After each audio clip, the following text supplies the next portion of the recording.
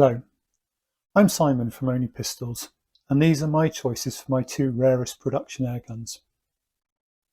They are the Joniskeit Hurrican Air and the Fast 606 left-handed. Let's start with the Joniskeit.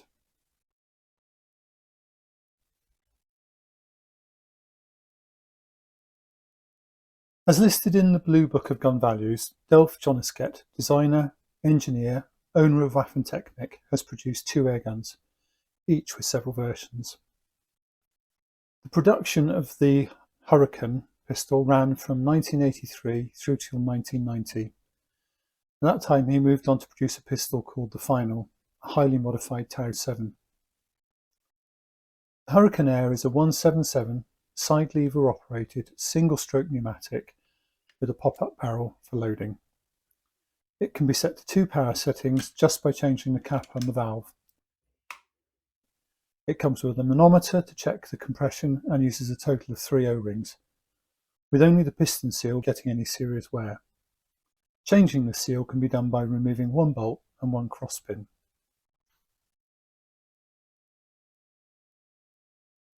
So, as I said, a single stroke pneumatic, so you've got a side lever, and that side lever draws a piston forwards, and when you draw it forwards, it also opens the barrel. So at that point, you've got the pistol cocked and ready to compress air. You simply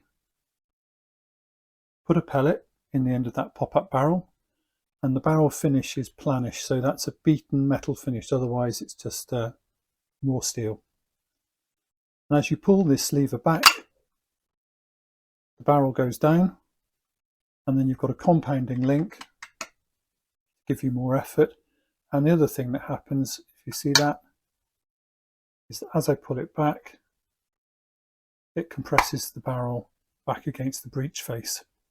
So when you fire it,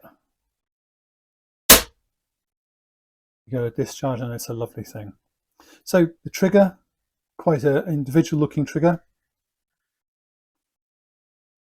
But let's have a look at some of the other really interesting features that you won't find on any other single stroke pneumatic. So you can change the power settings. What do you need to do that? 2p piece. And that's actually, well, not the 2p piece, but a coin is described in the owner's manual. So you quite simply unscrew this cap, which covers the valve. Got a little spring in it, and there's the top of your valve. So that's the high power setting. If you want to have a low power setting, you've just got a cap with more volume in it, and you quite simply screw that in place. So it just provides more volume for the air to be in. You're still compressing the same amount of air from the piston, there's just less volume. So that's one unique thing about the Hurrican Air. The other thing is how you check the pressure it's making. So with a standard single stroke pneumatic, the only way to check whether the velocity is okay is to put it over a chronograph. With Hurrican, you get a manometer. So the way this works is that gets screwed in place of your valve cap. Okay, just finger tight against one of the 3 O-rings. You can see it. So all you then do is charge the pistol. And there you can see it's showing the pressure it's making. Now, if you want to, you could leave it cocked and see whether it gently decreases, which would show you've got wear on the piston or seal. Or alternatively, you can do what I'm going to do. Just pull the trigger, which shows you that all the air is discharged. So that is an absolutely unique feature. I have never seen that on any other pistol. So let's just quickly swap that back to the original. So you can see you could do that quite quickly if you needed to. I'll just put that valve cap back in. The difference between the two pressure settings is 30 feet per second. So typically the pistol's doing 460 with the high pressure cap on, and the low pressure cap 430 feet per second. So You can see it's quite a reasonably powered pistol, and certainly good enough for knocking holes in paper at 10 meters. So 1 2p coin, great, that's one thing. The next bit, how to take it down. You literally need 2 Allen keys. To take this apart, to change the piston seal, should you want to, it's on the piston. You undo this Allen key at the front, you push out that pin, take the grip off, which is a screw under here, 4 Allen bolts, the trigger unit comes off as one, and at that point you can slide out the piston from the end of the action. So this top piece is one solid machined piece of aluminium with a boring going all the way down. Valve at the end, which is a vertical valve, and the trigger unit has a knock open system. So that's how it operates, and that's part of its uniqueness. It's beautifully engineered. The design to this is stunning. The fact that you can take it apart so easily to change it if you need to, but just the simplicity of the design. And that's something that actually takes an awful lot of design and engineering. So then you get the versions. Now, there was an early version that came without Hurrican Air on it. That, I think, is the only difference. Some other collectors have had both versions, and they said that they couldn't see any other difference. So pretty much Hurrican Air, that's it. Those early versions run typically from number 37, I've seen a picture of number 37, up to number 385. And I've only found 5 pictures in total of these. So 4 of them are the early version without Hurrican Air stamped onto them. And the only other difference is that they say SYS Joniskeit here rather than System Joniskeit. A very small change. You then got a run of 100, 1 of 100 pistols. So these were nickel plated, so silver finish. They came in a presentation case with barrel weight, an extra sight, so you got an optional extra sight that stuck out further. So you took the rear sight out here, and the extra sight just gave you a bit of extra length. Basically looked the same profile, but just a bit of extra length. So the 1 of 100 pistol came with that and the standard sight, nickel finished, other than the barrel, which kept us the same plenished finish, in a metal box with a penknife and a pin badge. 1 of 100, so that was 400 to 500, and then you get the last set, so 500 on, as being marked up black and Hurrican Air. Now my pistol, this one, number 527, was produced in or sold in 1988. I've got the sales literature for it. And with the production moving to the final in 1990, I think that you can safely assume that the numbers of produced didn't get over 600. So a very limited run. How many of that full number were actually produced? As I said, there's likely to be some gaps. Were there 100 of the 1 of 100s built? Certainly by the time you get to the point where he's producing finals, the Joniskeit Hurrican was available, but by separate order. So you had to specifically ask for it. So that's it, very limited numbers. There was one other that you can find, and that's actually in the Blue Book, and that is a very heavily engraved version, very teutonically engraved, hunting scenes, woodland creatures, and very, very deeply engraved. But that was it. So the ptdunk rarity scale. Numbers produced, probably less than 100 of this version. I'd love to be shown some more, but hey. Availability, there isn't any availability. In theory, if you could find Mr. Joniskeit, you could ask, but otherwise I think they are now no longer being made. Mainly you'll find them in Europe. I found on 2 of the sites they were on the Russian websites for a couple of the models I found. But yeah, what's good about this? Why do I like it? Why is it one of my rarest pistols? Well, the numbers, so very low numbers being produced. The fact it is a production air pistol that's listed in the Blue Book. It's engineering. The design and engineering on this is absolutely stunning. To be able to take a pistol apart with 2 Allen keys and a 2p piece, and basically strip it to pieces and change stuff is very good. The fact that the engineering on the valve, there's no O-ring on the valve itself. There's an O-ring on the cap cover, but the valve itself is a metal to metal finish, and that's just quality engineering to do that. So otherwise, I've been looking for one of these for years. I've had wanted ads up all over the place for it, and it is a stunning looking thing. Size wise, if you've never met one before, which you probably haven't, it's about the size of a Finework Bow 100. And whether it was meant to go head to head with Finework Bow, I don't know. But there you go. The Joniskeit Hurrican, a truly beautiful pistol, lovely engineering, and I'm really glad I've got it.